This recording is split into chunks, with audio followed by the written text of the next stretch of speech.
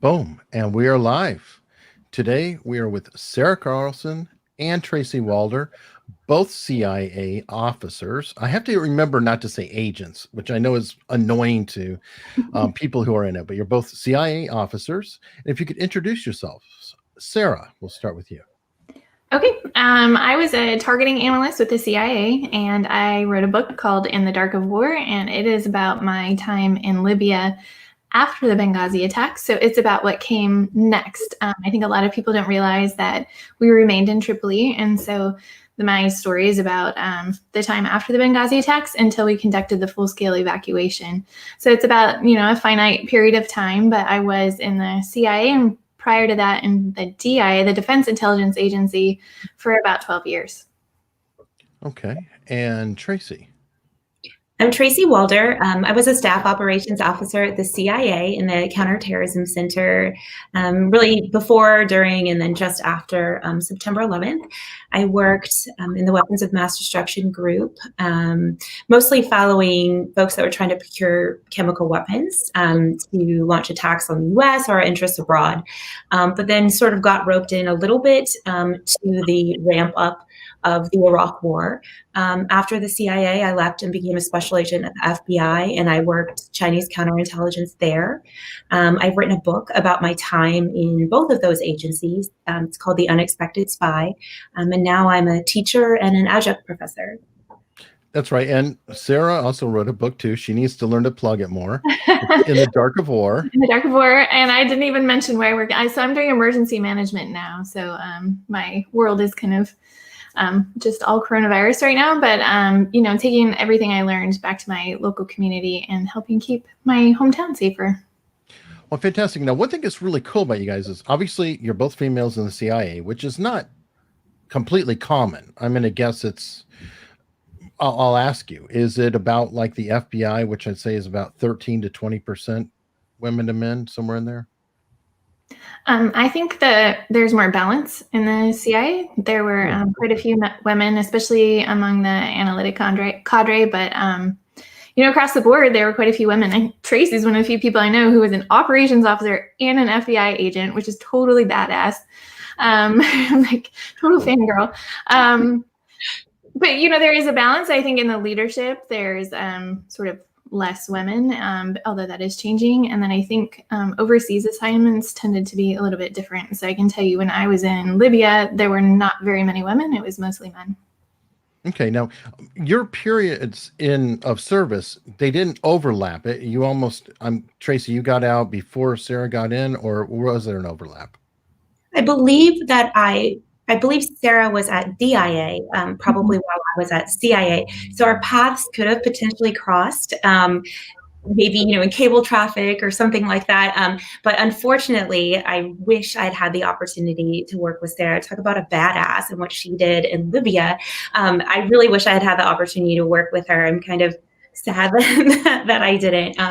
But to sort of echo what Sarah said about, female representation there. On the operations side, I worked with, I wouldn't say it was 50-50, but I think more women than what folks would think. And I do agree that sort of depending on where you are and where you've been stationed and where you've been overseas, the male to female ratio definitely depends geographically. Mm-hmm. Okay, well, that makes sense. And what I love is that you guys both worked essentially counterterrorism, both in the Middle East, and you cover a period of time between your two tenures. So essentially we have 9/11 until recent years. Through 2015, that's when I left. And then Tracy and I actually met after that when we were working on our books. And then we've become good friends since then. I would not have been able to write a book without Sarah. Just so you know, Sarah and Nada Bakos really paved the way for future authors like myself. What Sarah went through with the whole process was unbelievable to me. And Sarah was the one that provided me with the guidance of how to navigate an incredibly crazy process. Here's the worst case. No, but thank you. Nada and I both ended up having to sue the CIA, and we were represented by the same lawyer, and he actually submitted our lawsuits back to back. So, really grateful to him. And then I try to pass that on whenever possible. Okay, and Tracy, we talked about that in our interview, but I think it bears repeating. You learned off of it enough to go read every CIA book out there that you could find, and then everything you wrote, you footnoted with, this is already published, this is already published, this is already published. Is that a fair statement?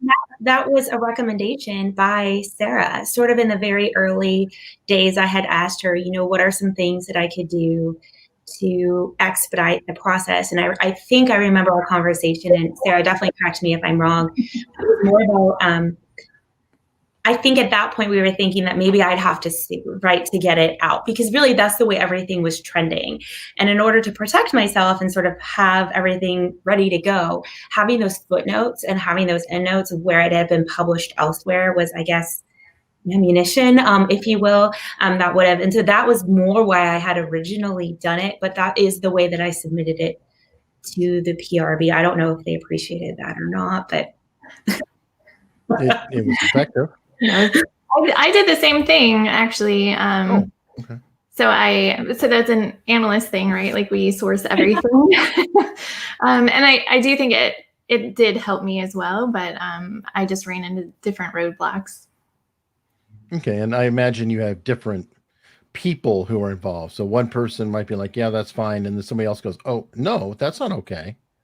Right. Like, the process is really opaque. And I can tell you, like, some former CIA officers have written reviews of my book, and they were able to use language about my book that I was not able to use. So something is going to seem a little arbitrary, but we both signed secrecy agreements, and so I take that very seriously. And I know Tracy does as well. And so neither of us would publish without, going through the process and doing the right thing. Okay, and somebody here has something topical. I didn't even think about it. Tracy, are you being affected by the hurricane? Oh, no, not at all. That's very nice that someone asked that question, but actually it's just raining outside. I am about 5 hours north of where the hurricane made landfall. So just kind of outer bands and wisps of clouds. But thank you for asking. Sure. Yeah, they were asking if your school was still virtual. So I teach at 2 different places. One is a high school, and then one is a college, Texas Christian University. And so at the high school, it is virtual until next week. And then at the college, I'm actually in person, but it's hybrid. So I'm running Zoom at the same time that I'm doing in person. Crazy times. It really is. Tracy, what are you teaching? At TCU, I teach Intro to Criminal Justice. And then at Ursuline, I teach Modern Middle Eastern History and Terrorism. Nice. Well, awesome. We have questions coming in. I have one from Gavin Stone, and Gavin is a member. And being a member, I'm going to always try to escalate questions or feature them more. Hi, Sarah. Did you look any deeper into the AFIO? And Tracy, what would you say are the main differences between the Farm and Quantico with regards to training? And thank you both for your service. So, Sarah. So the AFIO is the Association of Former Intelligence Officers, I think. Okay. I'm getting that right. They don't have a branch up here in the Northwest. So that's actually something I did look into. And I think Gavin had messaged me on Twitter about it. But yeah, that's definitely something I think I'm interested in. I've been connected with some former intelligence officers, but it's not the formal structure. So that would be pretty cool to start up here. I'm really surprised we don't have a branch up there. Yeah, I at least I didn't see one. So maybe that's changed since I looked. But, it would be kind of cool to start something or connect. Okay, and the different types of training, and actually, we'll definitely go to Tracy on that, but then Sarah can compare from the DIA to the CIA herself. So you both have a lot to add. Oh, sure. So I would say the biggest, in my opinion, the biggest difference is the Quantico training is very much tactical training. It's very much city simulations. It's very much, weapons training every single day, for multiple hours a day. You do have some coursework that you have to take, but I would say it's pretty minimal, although I don't know if things have changed now. I can only speak to my experiences. Obviously, you have Hogan Alley, which is about situational awareness. I would say the emphasis on the training there is very physical and very, very tactical. I would say the farm is much more, yes, you have a little bit of tactical, but it's not how Quantico is every single day, really 80% of the day. I would argue as the farm is much more cerebral, more critical thinking, more sort of thinking on your feet. Yes, you do have weapons training and all of that, but it's not all day, every day, because we have to remember law enforcement officers, intelligence collectors. Those are two very different goals. And I would think the training would be drastically different. I would think it is. Well, Sarah, perfect. We can lead to you. Did you go to the farm yourself later on? For classes, but not for that training. So I did the analyst training. So at CIA, it's called the Career Analyst Program, and it's CAP. I was CAP 100. Yay. I know. I think when I did that podcast with Michael Morrell, they actually used the photo from my graduation, which I was like shaking his hand. It was really cool. So DIA, again, like keep in mind, I started in early 2003. So it was pretty early on, and there was that big push to hire more people after 9/11. And there was not a training program in place at that time. So I just had sort of like orientation type training, and then it was all on the job from there. So it's the nice way of saying it, right? So yeah, it was really informal. And then with CI, with CAP is like 3 months, I want to say. It's been a while now. And then, that was very formal, very structured. They wanted to go through like how CIA analysts write, how CIA analysts brief, and make sure that we all had that same sort of baseline training. And I found that really valuable. Even after having been an analyst for 5 years at that point, when I joined CIA, I still found it to be really beneficial. And then, like you talked about the tactical training, Tracy. So I had the opportunity to go to war zones with both. So with DIA, it was much more compressed, right? So I went to Iraq in 2003. And so it was like a week of training on how to drive, how to use weapons, that kind of thing. And then before I went with CIA, there was quite a bit more training. Okay, with your analyst training, is that kind of are they codifying what you're doing essentially? So that way everybody thinks the same way and speaks the same way, and it's you can transfer messages more easily. Yeah, one of the things I really liked about the CIA, especially as an analyst, I still kind of sometimes will go with a royal we, right? You're not speaking on behalf of yourself, you're speaking on behalf of the agency. And so they wanted everybody to get that baseline training so that if you said like CIA assesses or we think, you're representing the agency, not just yourself. So that training was really important. Are you still using that now with the emergency management? The royal we or the training? Well, I'm sure both. Still do. No, sometimes I slip and still say, well, we think, and I'm like, I need to stop doing that. Yeah, I think the training was really valuable just in like general, like how to provide briefings or presentations. And so, I'm still doing briefings and presentations and writing papers. It's very different because now it's focused on, local government or for the public rather than like for Congress or something like that. So, I actually just recently did a briefing with FEMA where talked about the difference a little bit. So like as a CIA analyst, you're providing warning to, like cabinet members or, the president. And so here with local government, it's providing warning, which is still really important, but it's to the public. And so it's really important to be able to tailor the message appropriately to the public, and it is different.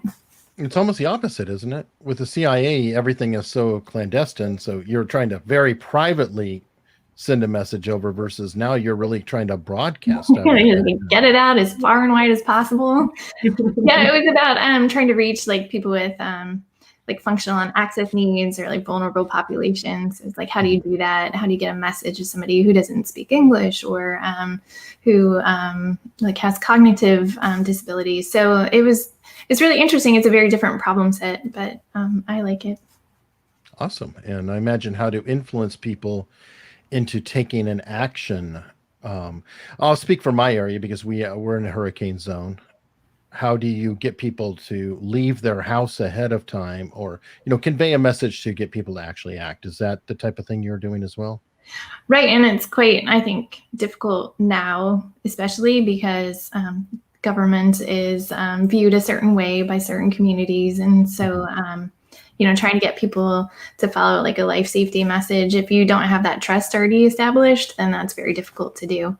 So like one of the things I look at is like underwarning or overwarning. Like you can't warn all the time about everything because then people like turn off the alerts on their phone or just sort of dismiss it. It's like that Chicken Little syndrome. Breaking news. Truly, it's the same as a CIA analyst, right? Like you can't tell like the president of the United States every day that there's a threat to the homeland and we're all going to die. So it's just finding that balance. And I'm not saying that we wouldn't tell him if it was actually true. We would, but it's finding a way to do that effectively so that it doesn't get lost in the noise or become noise. Interesting. Tracy, how do you feel about that and the trust? I imagine that you're in a more trusted environment being a teacher, but do you also have to work to shape perception?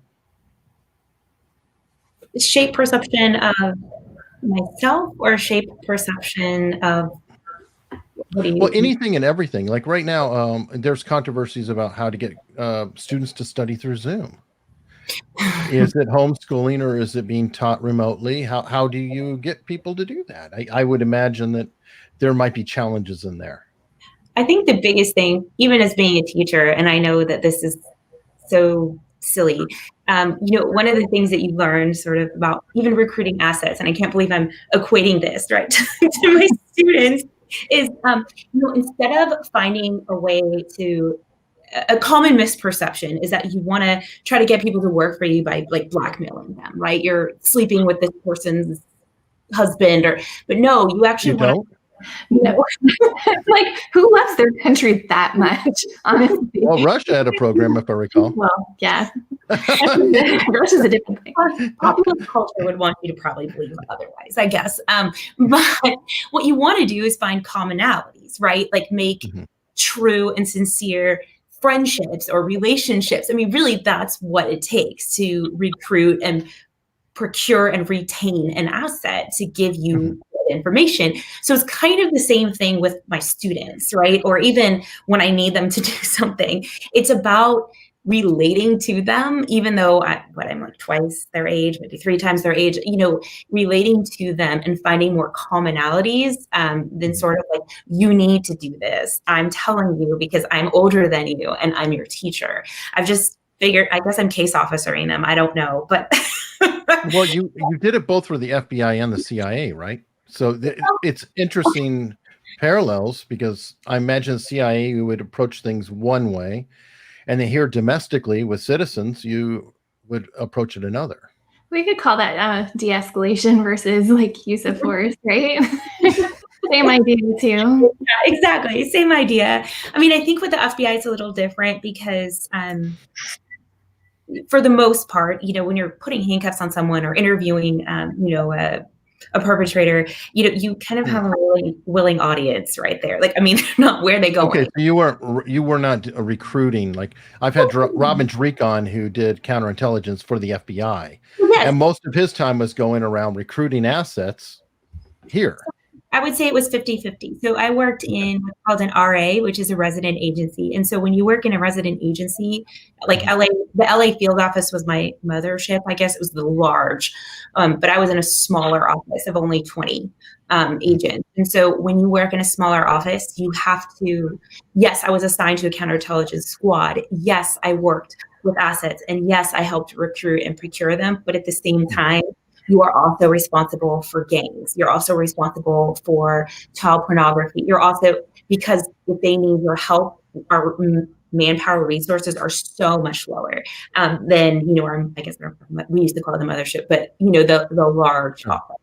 And so, if you were in, the LA field office, San Francisco, I'm thinking of big ones, and you were working counterintelligence, then there's a good chance, and that is what you were doing, like, all the time. It's just when you're in an RIA, I liked it better that way because it was really cool to have all these different opportunities, but I wasn't working that all the time, I guess. Oh, makes sense. No, that's great. Questions coming in. Perfect. Nigel Watson wants to know, hi, Miss Carlson. How would you describe the life of a targeter in the CIA? P.S. Love both of your books. Life of a targeter. That one's a hard one. Like, where do you start? So Targeting Analyst was just more like tactically focused than like a political analyst or a military analyst, right? So whereas like some people were looking at an entire like country or problem set, like where's the economy going in 50 years that will impact national security? Mine was very much focused on like the very granular. So rather than looking at even at like the group Al-Qaeda, I would be looking at an Al-Qaeda operative. So it was just a lot more focused. And then unlike a think tank. So is a main analyst sort of like a think tank, like where are the tides going overall? Like looking at bigger problems or right, like people know like Jack Ryan, right? Like he did a profile of like the Russian leader and that person became president, right? Like, so it's looking at, the policies and like the bigger strategic things. But that's more like what I was doing in Libya, except of course there, everything seemed tactical, right? Because I was there. But looking at where the country was going and like status of forces and where they were at politically. So again, I think that goes back to that training that I mentioned, like everybody having that same baseline training. And another reason for that is that you can move between offices. So I was in the Counterterrorism Center. And I stayed there my whole career. So I did counterterrorism the whole time. But when I was in Libya, I was able to sort of write assessments and provide briefings on like the political developments and the economic developments because I had that baseline training. Excellent. Changing gears almost. Question for both women. Did you find a lot of bias against women in these jobs? CIA, DIA, FBI? Do you want to go first? Tracy's answer was. We'll go with Tracy. Better. You go first. Okay. I did not. My experience at CIA was wonderful. DIA was a little different.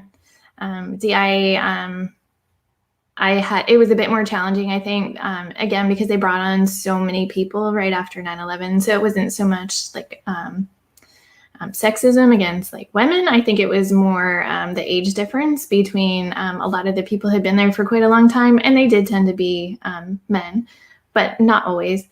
And then bringing in this whole cadre of new analysts and operations officers who are much younger, that created a different kind of dynamic. And then, at CIA, I had a great experience. I was never harassed. I was never treated differently because I was a woman. I was actually given like really incredible roles and asked to do really important things because they thought I was the best person, not because of my gender or anything. So I really appreciated that about the CIA. Yeah, Sarah and I had pretty much the exact same experience at the CIA. I never experienced any gender bias. I was, sent to do things because I was just the right person for that job. It wasn't about being female or anything like that. My supervisors were male, but they were just incredible. They didn't care, that I was a female. I always had a lot of support. I think to Sarah's point, I will say the agency, I was there before 9/11 too, and we got this influx of folks after 9/11. It became a little like, we were here first, like sort of a bad attitude, I guess, about that, but it wasn't gender. Obviously, the FBI, and I know Eric talked about this with Sarah, and it was pretty atrocious, the amount of gender discrimination that existed there. It was awful. I don't have any other way to put it. Yeah, reading Tracy's book, I was angry for her. And it was just shocking because I had come from a place where it was so positive, and then to go, and I guess maybe I was naive in my expectations, but I had no reason to think otherwise. At CIA, and I'm sure Sarah did too, we had FBI agents in our office. That wasn't an unusual occurrence. And I had zero issues with it. Both of them were males, and I had zero issues with them.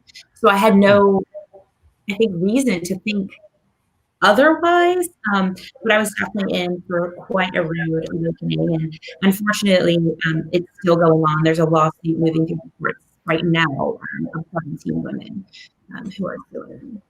And I think it's probably different being in it than working with them. So I worked with the FBI quite a lot, as you mentioned, like having a representative like in the office at CIA, but also like I was working threats to the Homeland, so I was doing a lot with the FBI, and but I was a CIA officer doing work with the FBI, so it was quite different. And that experience was totally fine. Yeah, mine were just fine. Mm-hmm. Okay. Next up, we have Spy Gals, and that reminds me of something else because I think you had a podcast of that name, Tracy. Questions from a friend and former CIA colleague. For Tracy, did you find the mission of the CIA resonated more than the FBI? And question for Sarah, why did you choose the DIA before the CIA? Tracy. Okay. So did I find the mission of the CIA?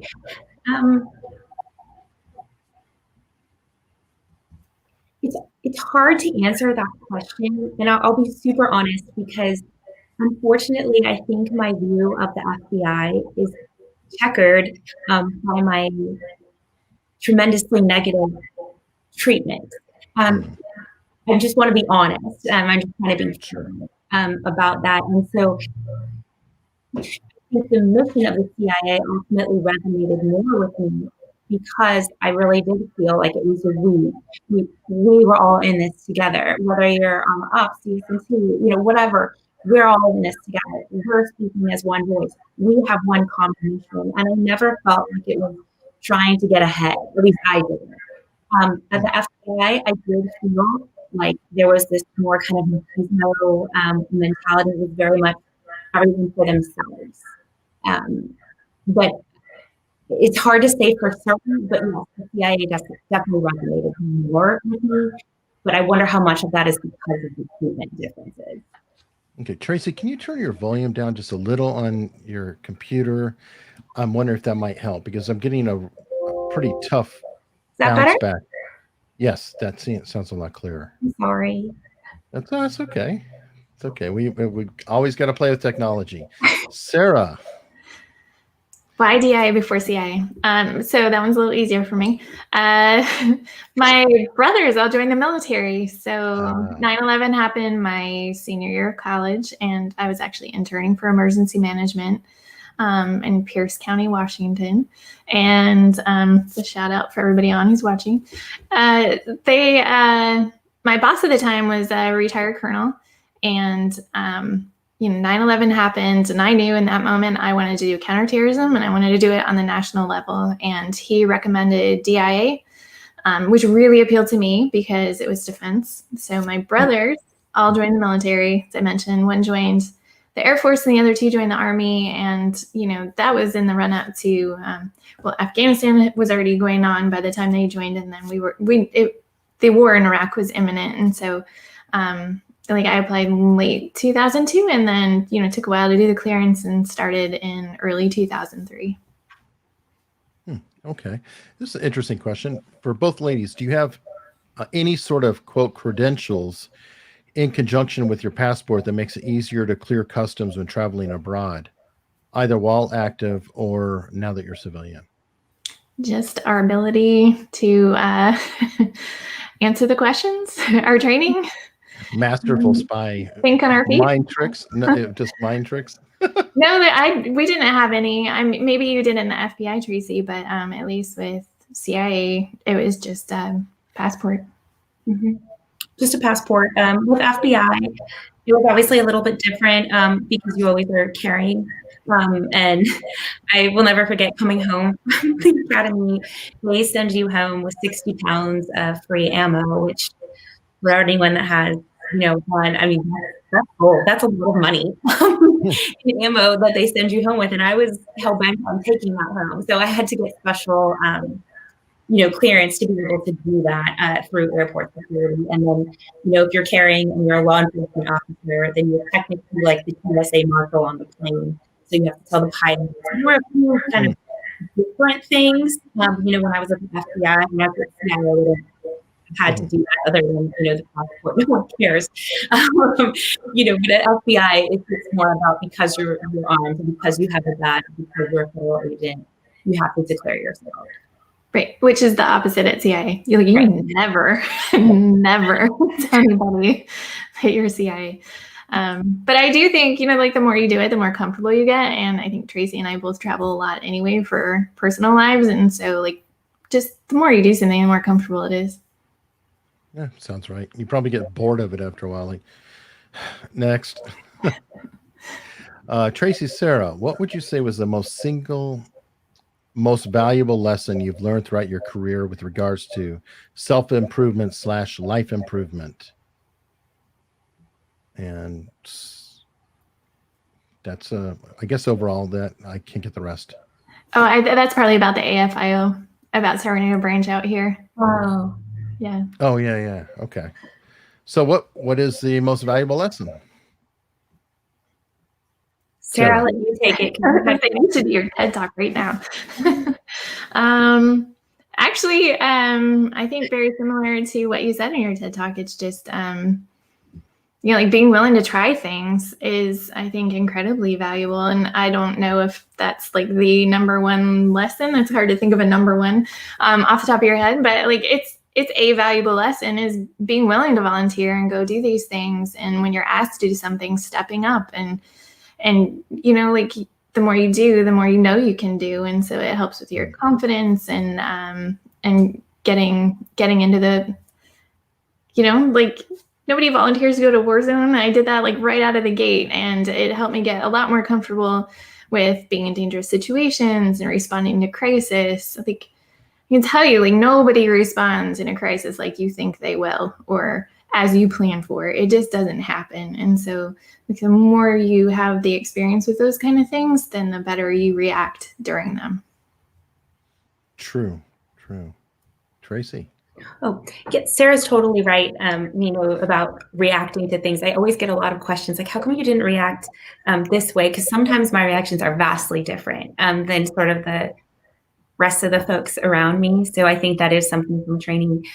For me, what I took personally was, it's actually my favorite chapter of the book, but it was my editor's least favorite chapter and probably the most unsexy chapter of my book. But it was when I was at, I have to be careful with locations. I was at a dinner and there were members of different countries and we were all seated at the same table. And I really, 22, maybe 23. And really my world really just revolved around the United States and what my experiences were. And this individual wasn't a mean person, but he really sort of set me straight and was look, I'm sorry September 11th happened. I really am. I'm sorry that we lost thousands of people. Our country has been in a civil war for 100 years and has lost hundreds of thousands of people, and no one came to our aid, and no one cares. And that was an Irish companion, right? What? It was an Irish companion, if I recall. Yes, but that really changed my perspective of the world. That helped me to stop being sort of this ethnocentric American kid and see things from other countries' perspective. And that's something that I've like taken with me really throughout the course of my life. Which, taking that like same example, right? Like when people compare things to a war zone, like the hurricane looked like a war zone. No, it doesn't. Like, you don't have to compare things to a war zone for it to be bad, right? Like a Category 5 hurricane is bad. It doesn't have to be a war zone. Right. True. And that comparison is just utterly false. It would probably get on your nerves. I can imagine. You'd be like, Yeah, no, there's one. Yeah. War zones have a very distinct look of their own. I'm happy to say that I haven't visited many. So let me see. Do you both plan on writing another book given your career changes with anecdotes and skills that transpose or stuff you had to retrain yourself to handle when not in crisis mode or saving the world? Do you want to go first, Tracy? I'm trying to read the question because I'm terrible. I don't have my glasses on. I am not planning on writing another book. It took me long enough to decide to write this one. But most of the time when I decide to do things, which I'm sorry to admit this, but I'll just be honest, it's usually out of frustration with something that's going on, which is what got me to write this book. So I don't really have anything else to write about. I'm a teacher. I don't really know that anybody wants to hear about, my teaching experiences or my child rearing experiences. But no, I don't plan on writing another book. Okay. Well, you just gave a lesson earlier that applied about recruiting assets, aka students, and how you can use the principles. I mean, maybe a workbook down the road, or an article. Yes, how to control the little ones. No. Mine is yes, I am. Oh. So I've already drafted some fiction books, so I just need to work on getting those out. And then I think Cindy Otis, who you've had on or you're going to, her book just came out. So she and I have talked about doing a co-authored one. And then, yes, my agent very much wants me to write one on like crisis management from past position and current. So we'll see. Awesome. So you've got a lot ahead of you there. That's cool. Yeah, I think there's a lot that we can still do for like personal preparedness. I think what I've seen in my past job and in this one is that people tend to rely on the government to solve all their problems, which doesn't happen. And so, and I'm saying that kind of flippantly. I know people don't actually think they're gonna, but like if they get trapped, then somebody's going to come save them. But that doesn't always happen. Sometimes you have to save yourself. And I think there's a lot to say there. Absolutely. Absolutely. And your fiction, is it in the action genre or something different? Oh, spy novels, of course. Okay. Oh, you never know. I don't want to presume. No, it's like a mix of spy novels and then, like preparedness stuff. Awesome. It's topical. All right. Known and Unknowns wants to know, Sarah, if there's an action movie based upon your book, who should play you? And Tracy, you got the heavier question. Do you think Bush and Rice was complicit or swayed by Cheney and Rumsfeld? So let's go with the light one. Light one. Who would play me in the movie? I don't know. That's important. Our friend Rosa Smothers is convinced that Emily Blunt should play me in the movie. Right. She's also a former CIA officer. I'd be honored if they made a movie based on my book, and happy with whoever Is it being pitched? Would be willing. Is it what? I'm sorry. Is it out there being pitched right now? I don't know. I don't think it's being pitched. Oh, okay. I did not know if maybe there was more news that was going to be here. No, I wish. No rights have been sold yet, but that would be awesome. Okay. And the rest of that question is, okay, do you think Powell was aware your chart was changed? So Tracy's got the laundry list of, did Bush know and Rice, or were they swayed by Cheney and Rumsfeld and do you think Powell was aware? And I think you've answered that about Powell before, but please go. Yes, I think that Powell was aware of. So Powell just came out with a book, about 2 weeks ago? And there was a story all about it in the New York Times about that chart and about the briefing that he gave in the lead up to the Iraq War. And he doesn't come right out and say, I knew the chart was changed, but he does take responsibility that he used something that he didn't necessarily know where it came from to basically start a war. I wish he would come out, because I think, and maybe I'm just being too fiercely, of the US of the CIA, but I wish he would come out and say, this wasn't the intelligence community's fault. This chart was changed on behalf of my administration. And it's not political for me. I think in my book, I praise Bush a lot for some of the things that he did. For me, it's just about the facts. You used the chart, which purpose was not to hearken the coming of the Iraq War. The purpose was to keep our targets kind of in the front of mind, along with their phone numbers and their names. And because of that, we lost contact with all of them. And because of that, they went and bombed as a train in Madrid, and people died. And I want them to take responsibility for that, but I don't think that they ever will. The agency was blamed, really, for all of that. Do I think that Rice was complicit? No. I think I talk about working with her when I worked in the vault, and based on who she at the time was and her personality, I think she knew how to stand up for herself.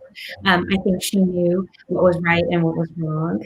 And I think either she really believed in it, or maybe she did chicken out. I don't know.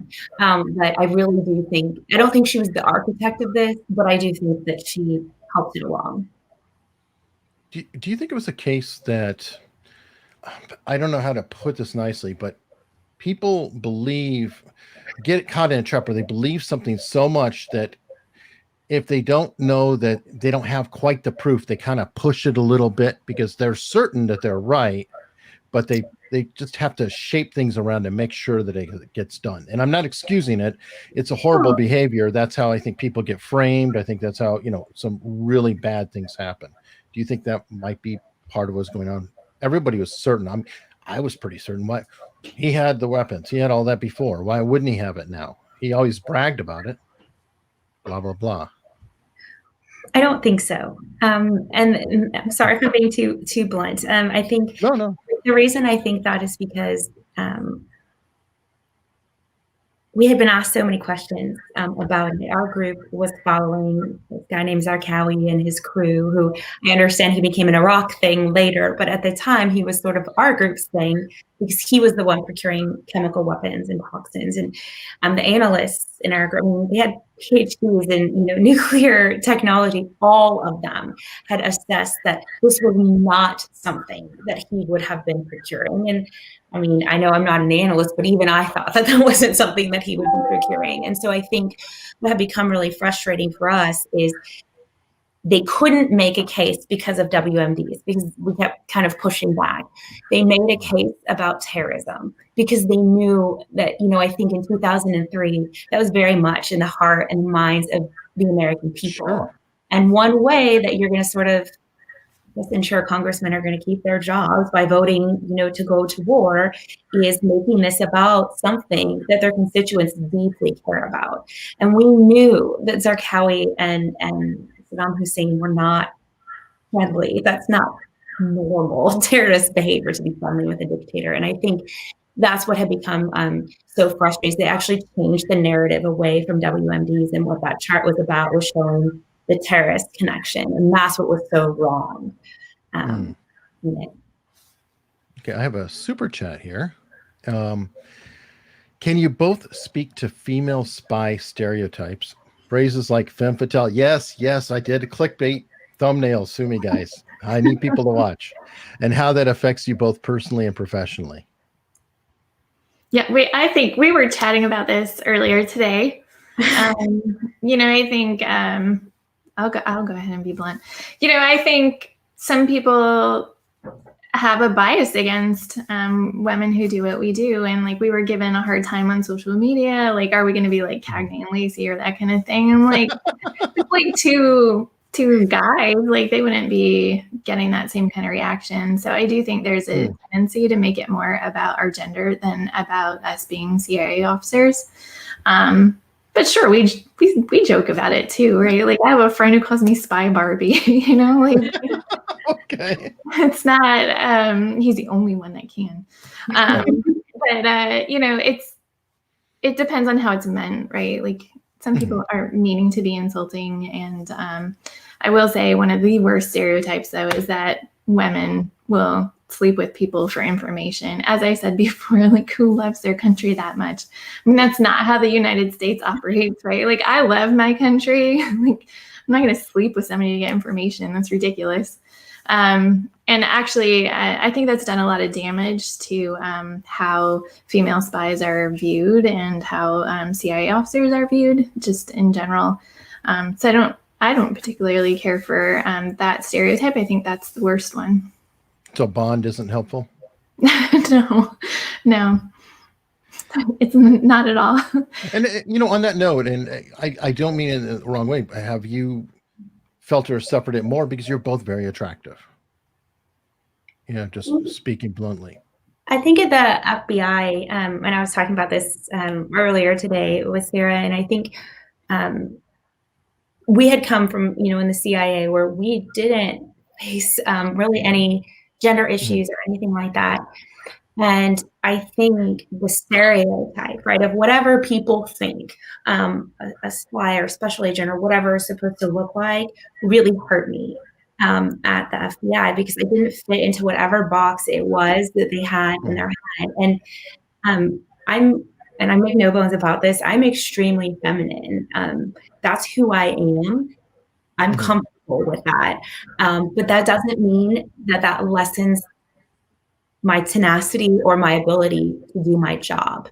And I think at the FBI, that femininity and the physicality couldn't go hand in hand, even though I was passing everything. It's just people couldn't wrap their brains around it. And that was incredibly frustrating to me, because I felt that particularly there, I had to work 10 times harder than anyone else. I think just to kind of add on, like, there's good and bad that comes with being like an attractive woman, right? Like, sometimes it's positive attention. Like, I was able to sweet talk my way into getting a Sig Sauer instead of a Beretta. I trained on both. Right. But there's a lot of negative that comes with that as well. There's a lot of negative attention, like getting stopped on the street in foreign countries and like people asking to get picture taken, or just being like so noticeable that became a problem. There's good and bad with it. It makes sense. I guess like everything else. How do you deal with situations with corrupt officials involving bribes, etc.? And do you have any personal experiences? Oh yeah, we bribed our way out of Libya. That's in my book. Oh, well, there's that. Okay. Yeah. Sorry, Tracy, do you have any? I'm trying to think. No, probably not as. It's like an extreme example. We needed to make sure we got across the border, and we did. Well, this wasn't an official, but didn't you have a rather colorful roommate or conics mate at one time, Sarah? Yeah, that was with the DIA when I was in Iraq, and she was prostituting herself. Yeah, it was a problem. Right? I got to follow up. I told you that story. No, yeah. So 2003 in Iraq, and she was at the National Guard.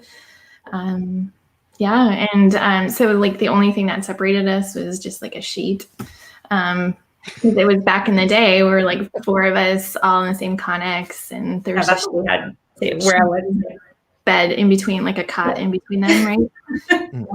Yeah, it was really bad. They like I reported it, and they were gonna have me testify at the court martial, but then they found like on the way out, when she redeployed, they found Foot Lockers full of cash and videos.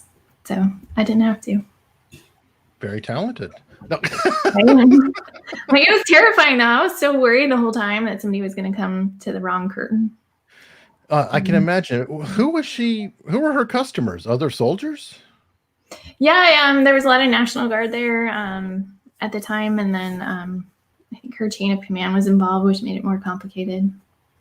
I have to admit, those soldiers, did they get in trouble too? Sorry, I have a question. No, but see, that's the problem, right? Like, that's why I asked. Right, I doubt it. I don't know. I only know about her because they were going to have me testify, and then they ended up not needing me to because they found the evidence. But I hope so. I hope they were disciplined as well and to the same level. Wow. And that's where it gets kind of unfair sometime, right? Like with the difference in gender. I've been deployed, but I've never, ever seen that in the Army or anything. So, well, I feel like a lot of people have like a story about, oh, like I heard about this happening, but yeah, it was my roommate, and I think that gets to like the different experience of women in war zones are different, and I realize it's not a common situation, but like. Yeah, I wanted to put that out there because I'm like, right, but like if it was men, right? Like, dude wouldn't have been worried and like sleeping with his Glock next to his bed, like I was, right? So it's just a different experience, different concerns. I guess so. Known Unknowns wants to know, what was it like studying Arabic to Sarah? And Tracy, did you study as well or no? No. Studying Arabic was very intense. I had a year of full-time study, and I would study like crazy. So I would like have flashcards. I made myself flashcards. I know you can do it electronically, but actually like writing stuff helps me remember better. Mm-hmm. So I would write them out and then color code them. So I was like writing the words again, and I'd take the flashcards everywhere. So like if I was at a bar or standing in line or something, I'd pull them out and be memorizing them. So I took it quite seriously because I knew as an analyst, I was going to be doing a lot of reading, and I did end up doing quite a bit, and that really helped me with my job out there. And then there's a few anecdotes in the book as well where like we were getting bombed, like the U.S. Embassy was getting bombed, and I had to call a militia commander and ask for help because I was the only person left that spoke Arabic. So I studied with intensity and then ended up using it. Which is good. Yeah. Okay, back to you were talking about being in danger and how it was for you in the military, things like that. That leads almost perfectly into this question here from Susan Ibitz. How do you adapt to civilian life after living on the edge? It's hard. Do you want to go first, Tracy? Tracy, go ahead. I'll say, it was really hard, but I think I left after like a pretty traumatic experience. So it was quite hard to go from being in like a war zone and getting bombed and knowing that any second I might die and facing like terrorist threats and, like Benghazi could have totally happened again. And so we were getting ready for that the whole time. There were kidnappings, like massive kidnappings. And so to go from that where like literally life and death every minute to back to DC and like people didn't even know like Benghazi was in the country of Libya. If I said I was in Libya, didn't realize we were still at war in Afghanistan. Like that was really hard. And then I eventually moved back to the Northwest, and it's just really far removed from all of that. And so sure. It was quite difficult. I think one of the things sort of miss the most, but then it's helped to form friendships like with Tracy is being able to have that connection with other women who've been in situations like that, because it is not normal. And so being able to connect with other people who've had the same experience has been incredibly helpful. Yeah, I can't imagine the stress of bombs going around, knowing that it's just a matter of luck. If it's a little over to the left or the right, you'll be vaporized or you're not. It's that's pretty harrowing. Yes, it was very scary. Tracy. So I think for me, so I served in war zones. I just can't be specific in my book, unfortunately. But I think for me, I don't think that I realized that the life that I lived was unusual until I was like completely out of it at all. Makes sense. But I think part of the problem was I never really dealt with a lot of the trauma that I experienced, at the CIA. But I think I also had a trauma at the FBI with the harassment that I endured, and I never really looked at it that way until a lot later. And I think, in a way, you sort of crave the relationships like with Sarah and other women who have been through this, because no matter if you've done this for 30 years or 2 years, it's almost like this mental state that we can all understand that everyone is coming from. I think for me, there's just been, sometimes it's difficult because, I'm a mom, I have a 5-year-old, and my tolerance for, I guess this is going to sound terrible, but for people bitching sometimes is not high. And it's, yes. because, I realized, I'm thinking about where I've served in war zones and the things I've done and the things I've seen. And I'm like, shut up. Like, you have this like beautiful house, this beautiful life. Like, what are you doing? Which I realized that's not normal, right? And so I had to sort of dial that back a little bit. Also, and I know this may not seem like it right now, I'm crazy introverted. I love to be by myself.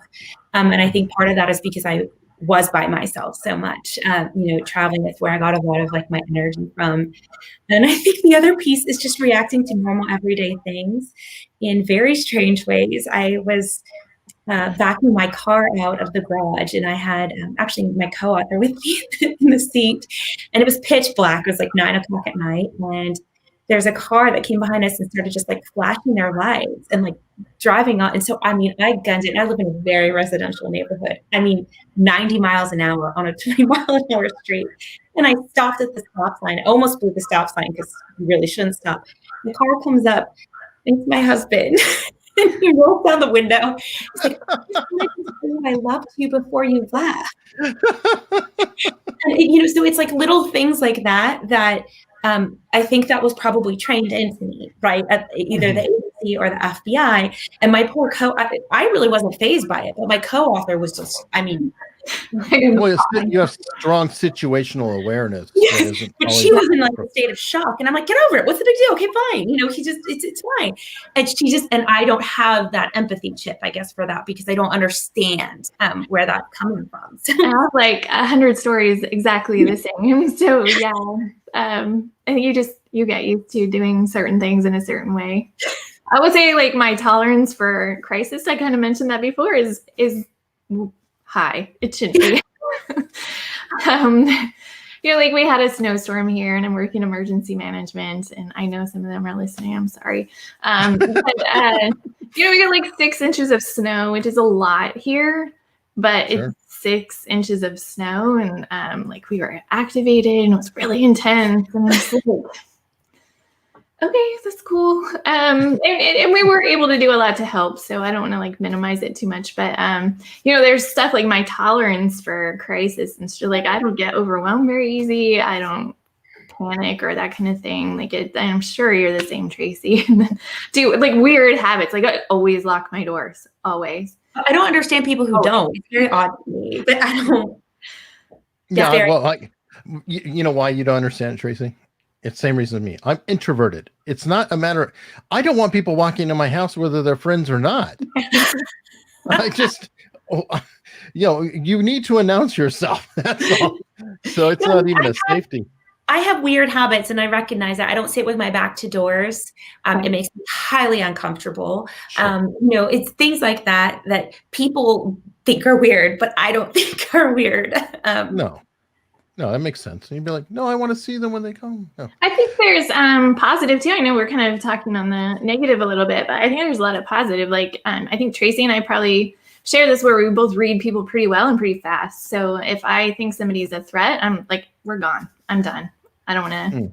I'm not gonna get into that. I'm not gonna mess with that. I also I have no problem calling somebody out for, being behaviors or whatever. Like it just doesn't faze me because you kind of get used to stuff like that. So somebody like lies in my face, I'm like, no. Yeah, that's a harder one for me. I'm just like Sarah.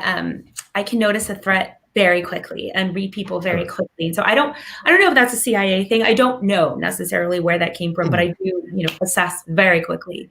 That can be good and bad. For me, it served me really well, but there's been a recent instance where I read the person really, really well. Another entity did not. And something really, really bad happened as a result of that. Because Sarah would, if I had told Sarah, hey, Sarah, this person is, and I think Sarah would have been like, you know what, we shouldn't hire. We shouldn't, because she understands that ability. Sure. But I think out there in the world, not everyone understands that. And it looks like we're just gossiping, or I don't know. Sometimes it's fair or not giving it's this weird sort of double-edged sword sometimes. Sure. I can actually relate to that quite a lot, but just the ability to read people. Let me see. Gavin says he has a similar background. He's a cousin from England. Do you have the same restrictions as a British, and that's Ministry of Defense, civil servants, with regards to travel and not being able to go to certain places without permission? That sounds like a soldier. Because we always had that. Don't go off base to this place. I don't know how to answer this one. No? Tracy? Well, I don't know what we're allowed to say. Yeah, because I just don't know. I've never. So let me, I guess, parse this out. Is he asking when you are in the CIA, are there restrictions on your travel? Or is he asking now after the CIA, are there restrictions on your travel? I'm going to say while you were in. Okay. I know. Then I don't know how to answer that one either. I will say now I can go wherever I want, whenever I want, and I don't have to tell anybody. Okay. All right, moving forward, because, wow, we are over on time.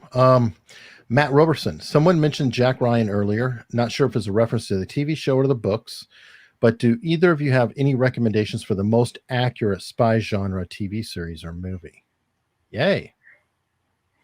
This is always a fun one. So Jack Ryan, like I mentioned, I get compared to, like some people have said I'm like the real Jack Ryan because was an analyst, and so Jack Ryan's an analyst, and actually did like operational things, which is not common. It's actually really unusual. My favorite was actually Argo, and I know there's ways like people have different opinions on like the end and what happened, but like I can't watch current spy movies or military movies set in the current wars. I just can't. It's just too much. And nobody wants to watch them with me. We've actually talked about doing with Spy Gals, like movie commentary from. You should. Previous guest of the show and friend Jerry Williams is a retired FBI agent, and she has written a book about all the tropes in the FBI shows. Yeah. And you guys could do the exact same thing, I'm quite sure, where she goes through. And her mechanism is actually something about, if it's so ridiculous, she throws her shoe at the television. And so she'll be at different levels. She's like, I sat here comfortably with both shoes on, or I started to undo my laces slightly. So there's definitely a lot of topic there for you guys to mine if you ever wanted to do that. It's fun. They're fun, right? That's the whole point. And like the 007 movies are. Well, those are fun. Those are actually comic book movies in a lot of ways. Yeah, I don't know. Tracy, do you have a favorite? I think the problem for me, I loved Argo too. That's really hands down one of my favorites. So I'm with you on that. I think for me is I see it on the back end, right? So I have like a bunch of 21-year-olds sitting in my college classes that are like, so hey, I want to fly in a Cessna and profile serial killers when I'm at the FBI. Nope. unfortunately, like, we think it's funny, right? We think it's silly. You know, Eric, you're saying these are silly, these are funny, and they are. But I unfortunately think that, you know, the 18 to 25-year-old crowd is wanting to pursue these jobs sometimes because they think that that pop culture is reality. And that's a big problem, in my opinion. Well, perfect. Yeah, and I think people see those movies and they think it's really cool and really fun. Yeah. Like, it's dangerous and it's scary, and True. you know, But not every day. right. Most of the time it's boring. Like, most of Yeah. the time I was at headquarters and writing assessments and reading reports. So I think it does a disservice to the intelligence services that you know, people think they're going in and getting one thing, and it's not that, and they tend to leave sooner. And then on the flip side, I think people think that they want that, and then they realize, like, it's scary. Like, it's not fun being scared all the time, and I don't think people really think that through. No, it's, you don't really feel it with a video game. Right? It's just a cool story. Mhm. Well, perfect. That's a perfect place to wrap up. Matt Robertson gives the best advice of all. Please hit like. Please subscribe if you haven't. I have wonderful people. I've interviews with both these ladies that I've done in the past. And most importantly, check out their books. You've got Sarah Carlson's Tracy Walder's The Unexpected Spy, and Sarah is In the Dark of War. And I believe your websites are sarahmcarlson.com. Don't forget the M, and tracywalder.com. And ladies, thank you so much for coming on. Thank you. Having us.